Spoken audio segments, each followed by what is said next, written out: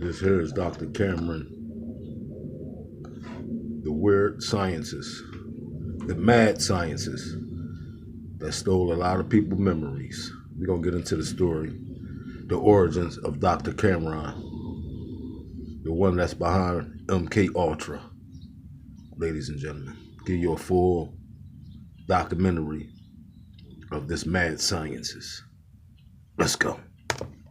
Ewen Cameron, a Scottish psychiatrist with a desire to become a scientific legend.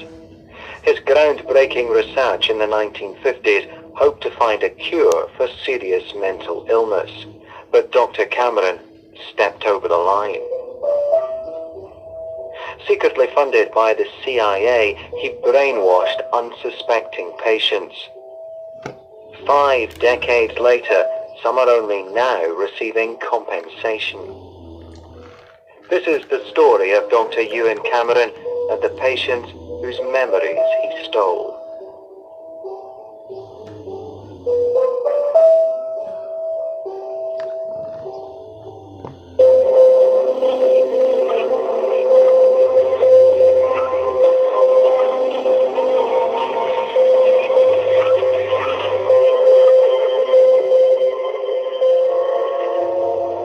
Perched high on a hill above the Canadian city of Montreal is the Allen Memorial Institute. It was inside this building Dr. Ewen Cameron's bizarre story began. Here, he created a radical program of psychiatric research. 50 years later, former patients are still struggling to cope with their time in the Allen. I have nightly nightmares where I would wake up screaming. I hear myself screaming. And it was a repeated nightmare where I see a tall man, and then I have this feeling of the cold on my forehead, which I later learned is the jelly applied where the electrodes go, and I feel the electricity going through my body, and people are holding me down, and then I wake up screaming. This is very vivid. Our research discovered that Ewen Cameron's journey to the top of his profession began in Bridge of Allen. He was born in 1901, the son of a Presbyterian minister. He went to Glasgow University. After graduating in 1924, Cameron moved to North America, where he quickly established himself. His reputation was very high. He was a pillar of psychiatry in North America. He had a tremendous reputation. He'd been president of the American Psychiatric Association, the Canadian Psychiatric Association. He was he was like a laird. By the mid-1940s, Cameron's reputation had spread far beyond the shores of North America. At the end of the Second World War, he assessed whether the infamous Nazi doctor Rudolf Hess could stand trial at Nuremberg. Cameron was a man in demand. These are the days, and ours are the occasions. The former Glasgow University graduate was to become the first head of the World Psychiatric Association. He was appointed founding director of the Allen Memorial Institute in 1943. It was Cameron's kingdom and became one of the leading psychiatric centers in the world.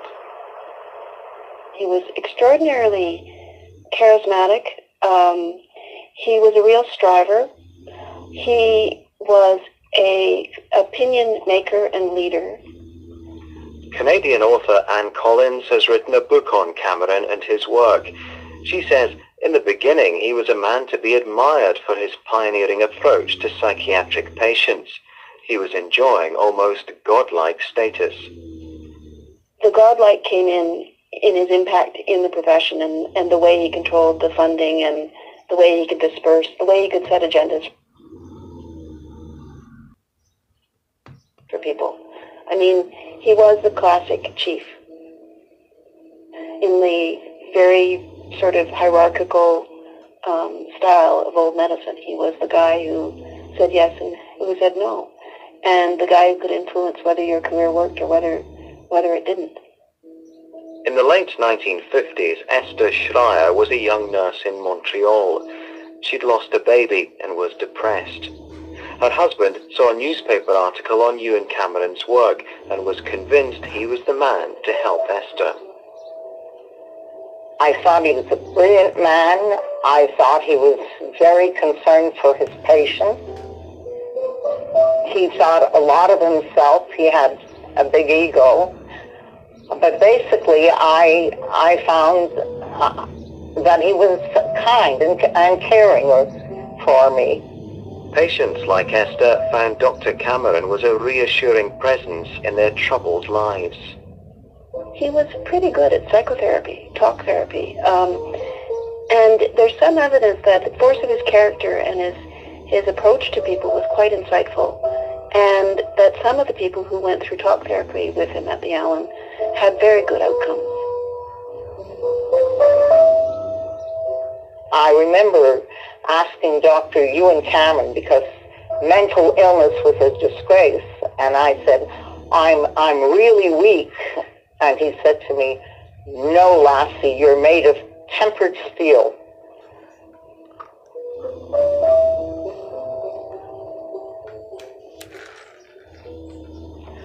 What Ewen Cameron wanted most of all was to be acknowledged and acclaimed for his scientific research. His ambition and enduring vision was to find a cure for psychosis like schizophrenia, and the way he proposed to do it was pretty radical. Even patients like Esther with only mild mental illness were given massive amounts of electroshock therapy. This was combined with a cocktail of powerful drugs, including LSD. It was called depatterning. Cameron believed he could wipe the mind clean of bad thoughts. It meant Esther and others suffered severe memory loss within weeks of the treatment starting.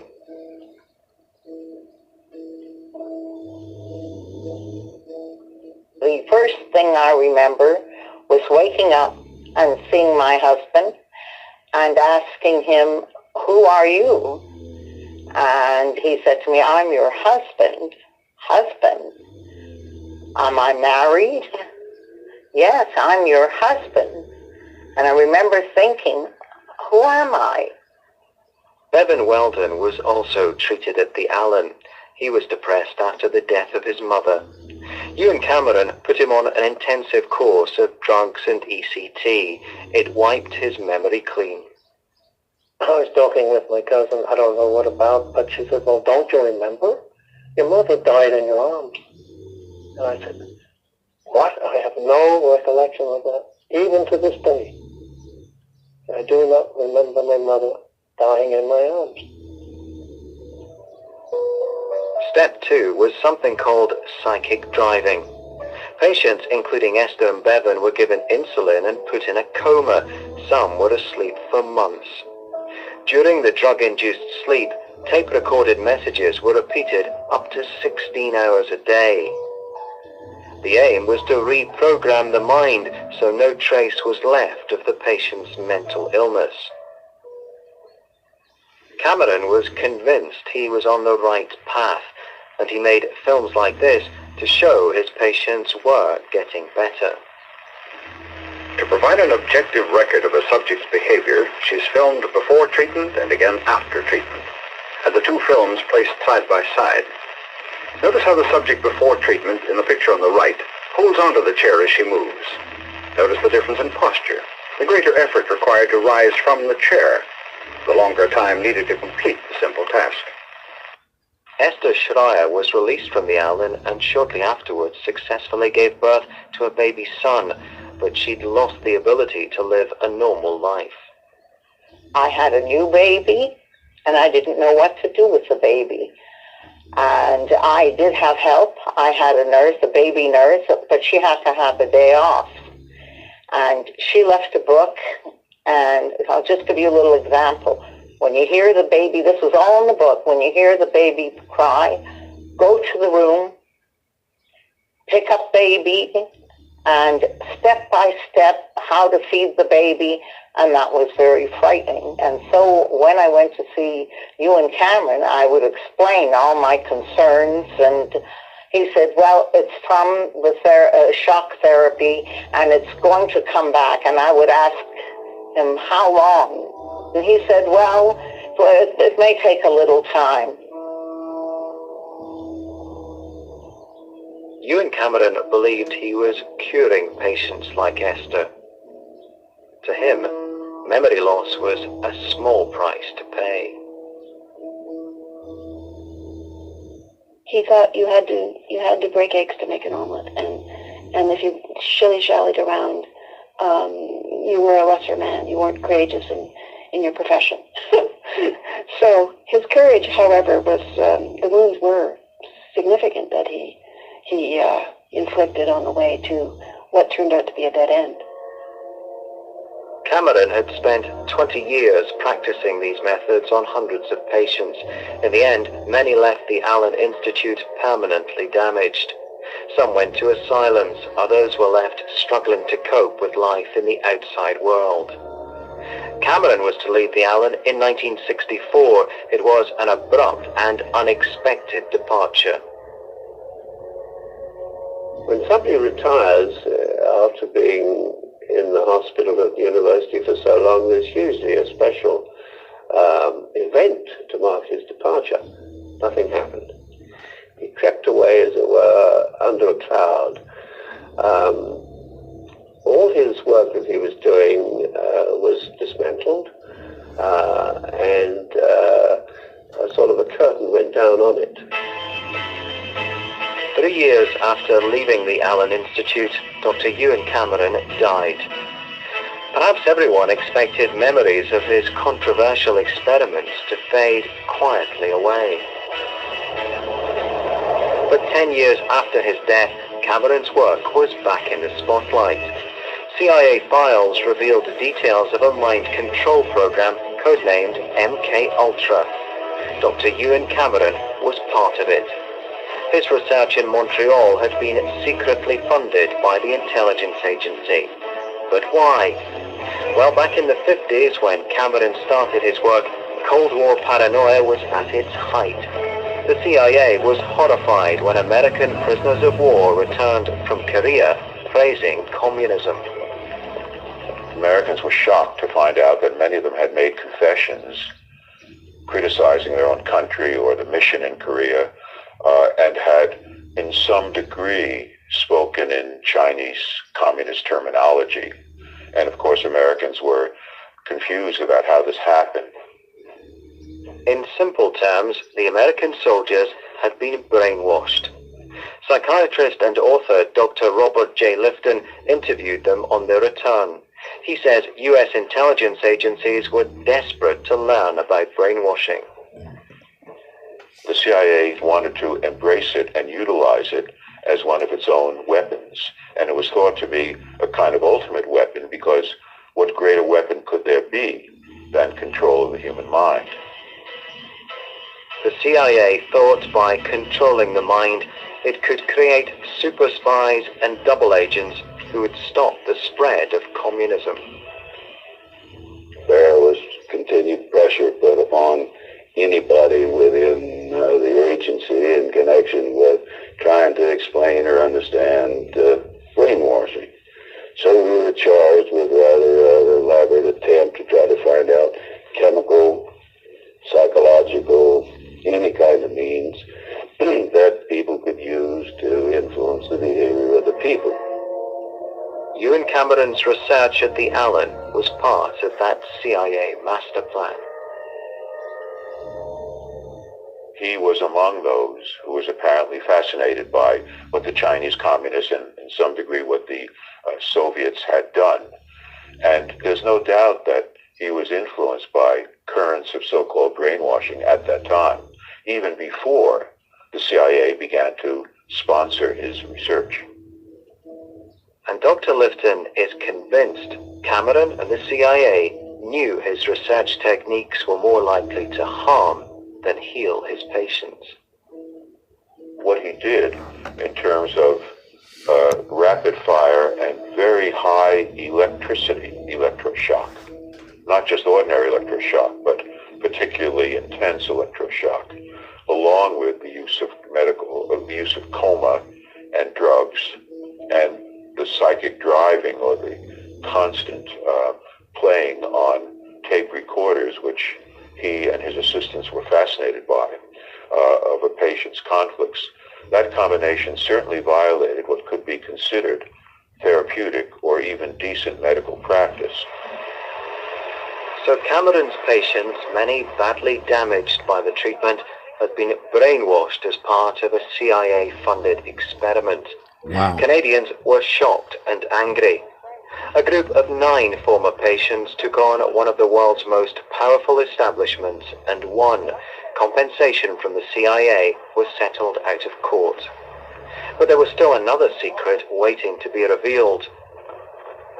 The Canadian government had sanctioned and sponsored the brainwashing experiments on its own citizens. That brings us to COVID-19. What kind of experiment was that they pushed on American people, causing you to go out and take an experiment? Forced you into taking an experiment. Sad, right? They got a trace of that shit, y'all. The past, it's the past here, y'all. Which they introduced to the future. God damn it, with COVID-19. The Canadian government didn't want to take its share of blame for the disaster that was visited on the lives of a lot of Canadians through the Allen Memorial Institute and Cameron's research, and was very happy when the plaintiffs were suing the CIA, and actually it was only good archival research and the persistence of later patients of Cameron that proved that the Canadian government had funded this particular research just as much as the CIA had done. The full details of Ewen Cameron's experimental research were now being brought out into the open for the first time. Patients who had been happy and almost honoured to be treated by the eminent Dr. Cameron were of course shocked to learn that their treatment had formed part of a research program funded by the CIA and the Canadian government. But there was worse to come.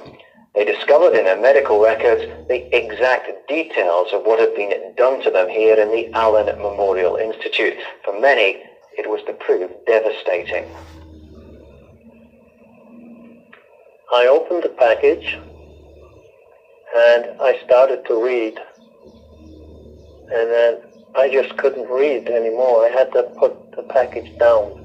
I maybe read 6 or 7, 8 pages, and I couldn't read because I was reading about myself, but it wasn't me. It wasn't the person I knew. I was totally different due to all the treatment I had, and I used to have to read maybe 9 or 10 pages a day until I could read the whole lot. Bevan's records detailed the intensive and complex drug regime he was under. They also revealed just how long the chemical sleep sessions had been. Now, I know that as part of the treatment you were put into a drug-induced coma. Correct. What was the longest period that you were asleep for? For me, according to my records, was 21 days.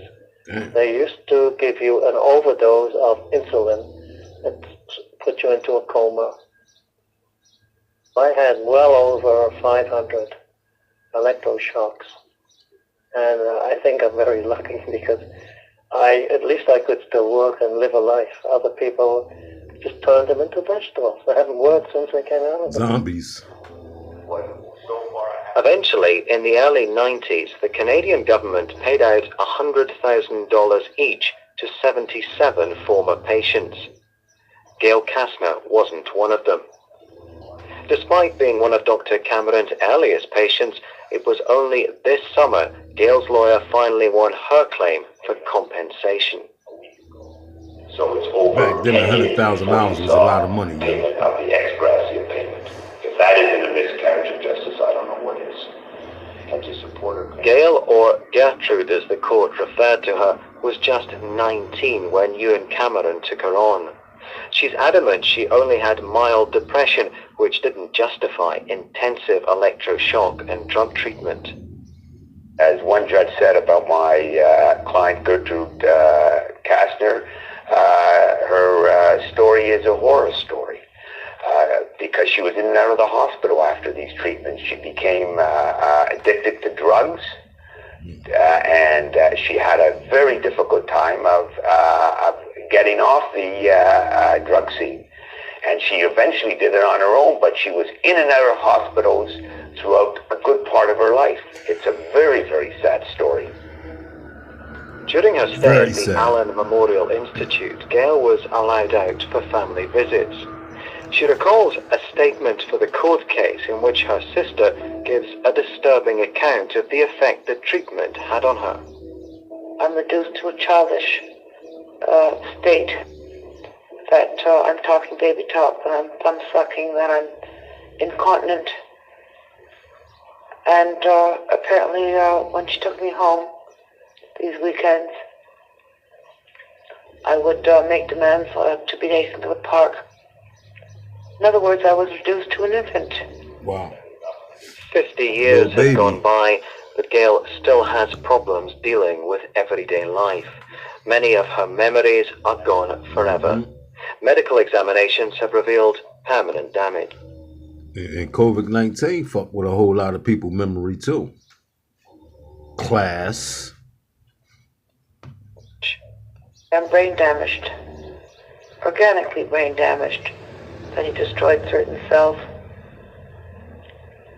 that will never recuperate, regenerate. And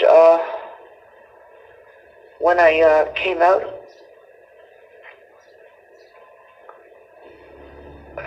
I'm sorry, I forgot the question. This is very difficult for me.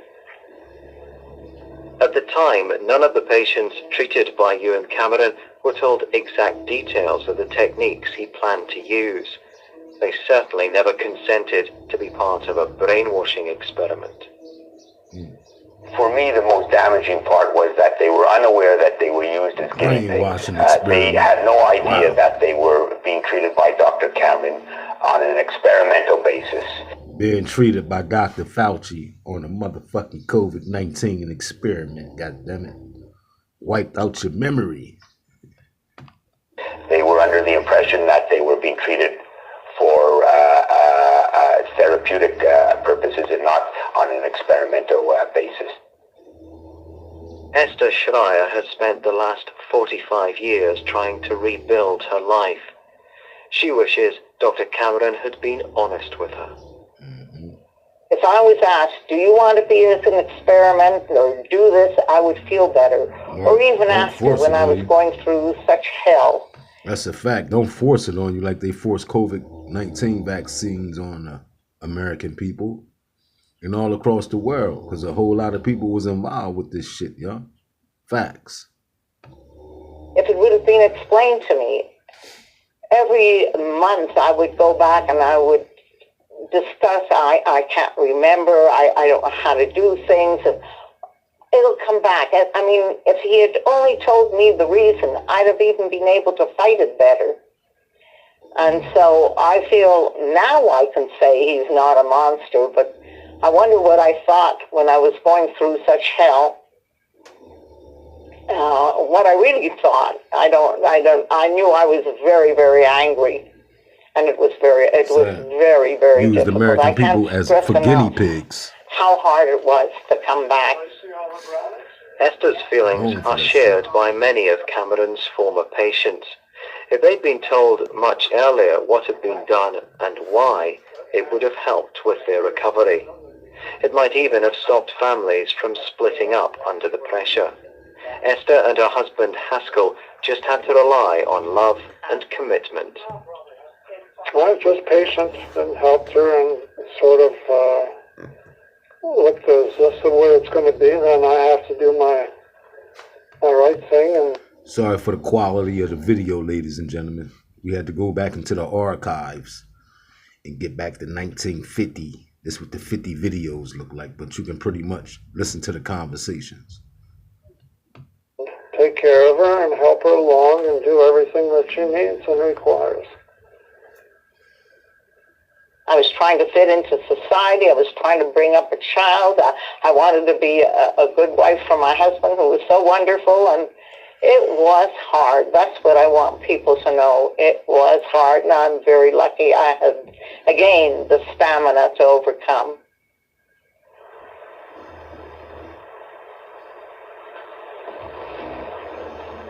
Dr. Ewen Cameron had come a long way from Bridge of Allan in Scotland. He became one of the world's most acclaimed psychiatrists. He was a powerful and hugely influential figure. But ultimately, did he fail to achieve his greatest ambition? What Cameron wanted more than anything was to be the psychiatrist who successfully pioneered a brand new treatment for severe mental illness. He thought brainwashing, which was funded by the CIA, was the way to do it. Funded by the CIA? He stood up in February 1963 at a meeting of the American Psychopathological Association in New York City and basically said, I took a really wrong turn, and explained to everybody that everything he had done was ineffectual. And in a way, it was his mea culpa. And it was not only his mea culpa, but it was also, he wasn't ever really guilty about having taken the wrong path, in the sense that he thought that was how science worked. You know, you took a path, you explored it to the ends, and, you know, you accepted the consequences of that, and on you went. But what he wanted to do was set the record straight so nobody else would take that wrong turn that he had taken. So, an admission of failure from the man himself. But what do his former patients think? I don't believe that he intentionally did this. He saw perhaps things that we didn't. I think that he got lost somewhere along the way, figuring that this would be good for his patients, and either got seduced by it all, and it didn't turn out perhaps the way he thought it would. Who really knows? The only one that could have really told us is Dr. Ewen Cameron. If I had been like some of his patients, I don't think I could, even think about forgiveness or anything like that. It's just that, as I say, I consider I'm very lucky for some reason, and managed to live a reasonable life afterwards where the others couldn't. He took it from them. He took their memory from them, and life is memory when you think about it. Robert J. Lifton, a widely respected psychiatrist and a world-renowned expert on brainwashing, says Cameron's ultimate crime was betraying his patients' trust. Cameron was a man of great standing and a powerful figure to whom people could transfer their emotions and really admire or even worship without any belief that he would harm them. In that sense, he was doubly culpable for harming people who believed in him and for not looking critically at his own behavior. And despite finally getting compensation, Gail still cannot forgive the man she feels stole her past and ruined her future. I think he's a monster. I don't think he had one single redeeming quality or one shred of human decency. And he used and abused his power horribly. And I hope he met a very bad ending and suffered as he made his other victims suffer knowingly. As with all human endeavors, it's hard to put it into a bunch of cliches and say he was a god or he was a devil. You can say he was a deeply flawed man, driven by good intentions and by heavy ambition. He wanted to be a bigger man than his father. He wanted to go to his grave knowing he'd made a difference. And I think that Probably the But he didn't. He didn't at all, ladies and gentlemen. He got an answer to that. worst sort of purgatory for Ewen Cameron is to understand that after death he became infamous rather than revered for his impact on his science.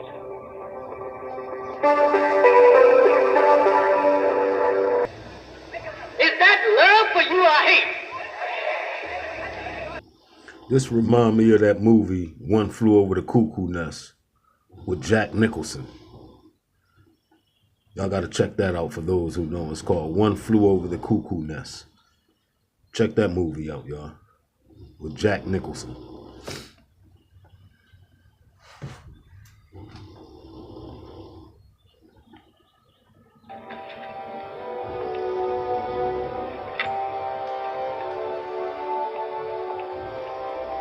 Hello, Thomas. How are you today? You can look at yourself in the mirror, Thomas.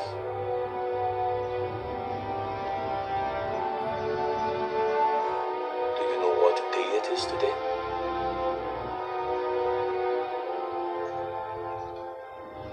What is the name of the street where you go to school? You aren't going to school these days, aren't you?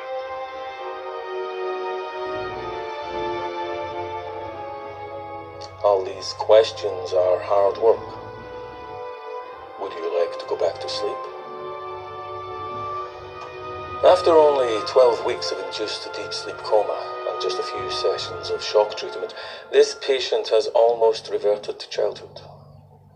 Are you going to tell me why I should report this as a great success? It shows that we are on the right path. Wow. While traditional psychoanalysis removes one layer at a time, with my treatment we drill straight through to the innermost core of the patient. And then, doctor, what do you hope to find in the innermost core? How did Aristotle put it? A blank slate, an empty space upon which nothing has yet been written. And tabula rasa. Soon we begin phase 2. Phase 2? Psychic driving, depatterning and reprogramming. Starting with a clean slate. That's what you've been waiting for, isn't it?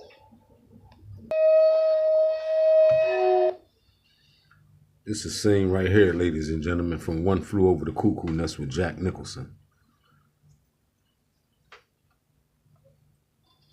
This was back in 1975. One Flew Over the Cuckoo Nest, 1975. Quick trail with Jack Nicholson. Check it out, y'all.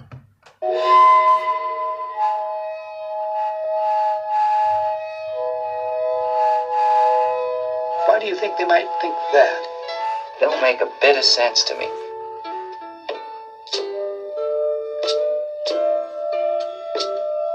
Do you think there's anything wrong with your mind, really? Not a thing, Doc. Excuse me, miss. Do you think it might be possible to turn that music down so maybe a couple of the boys could talk? Your hand is staining my window. God almighty, she's got you guys coming or going. Little change never hurt, huh? Little variety. Oh, Jesus! Oh, come on, you're not gonna say that now. You're not gonna say that now. You're gonna pull that henhouse shit now when the vote the chief just voted it was 10 to 9. I want that television set turned on right now! I don't think he's overly psychotic. No, I want something done! I think he's dangerous. Jesus, I mean, you guys do nothing but complain about how you can't stand it in this place here, and then you haven't got the guts just to walk out? I mean, what do you think you are, for Christ's sake, crazy or something? Well, you're not. Hey, wait a minute. Hold it! See how easy it is?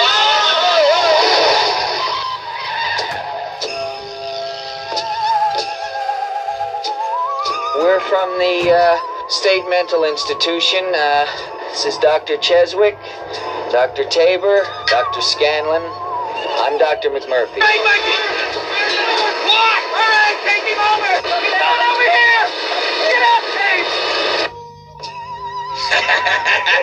How about it, you creeps, you lunatics, mental defectives?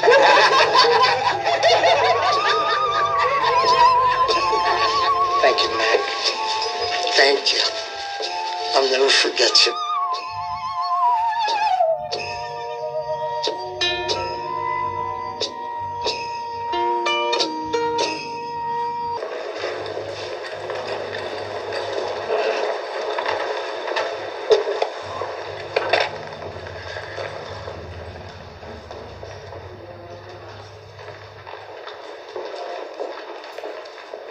Mr. McMurphy? Huh?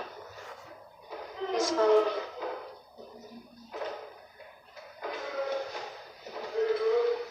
Me, Chief. MK Ultra right here, y'all. Check it out.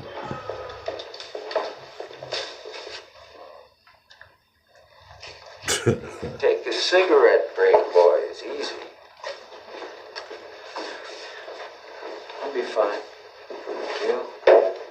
Seated.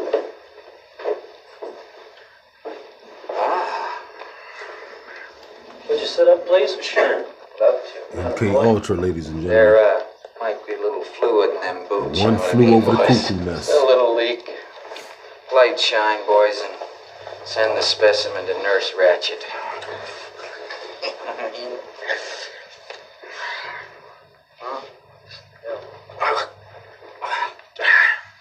All right, out with your gun. Out with your gun.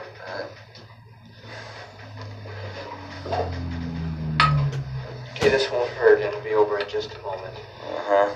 What's that? Conducting. Little dab will do you. Right, Mr. Jackson? Open your mouth. What's that? This will keep you from biting your tongue. Well, Now just bite down on it. That's right. Just bite down. Huh? Now bite down on it.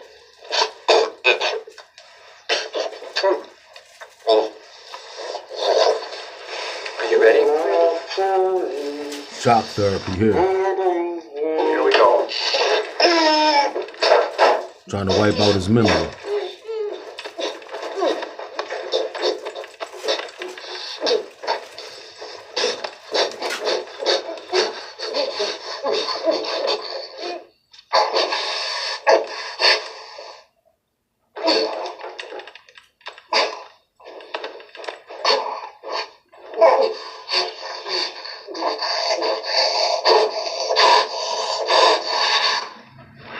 Now, one big breath.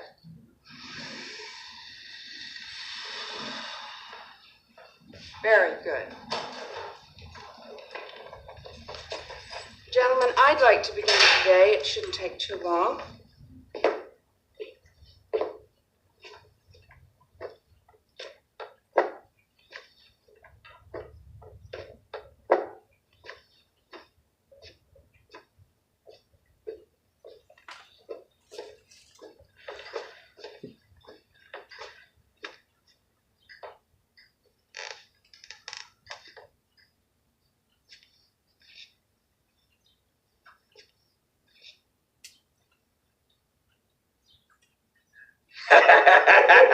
How about it, you creeps, you lunatics, mental defectives? Let's hear it for Bull Goose Randall back in action. Nice shirt, Chesaroo.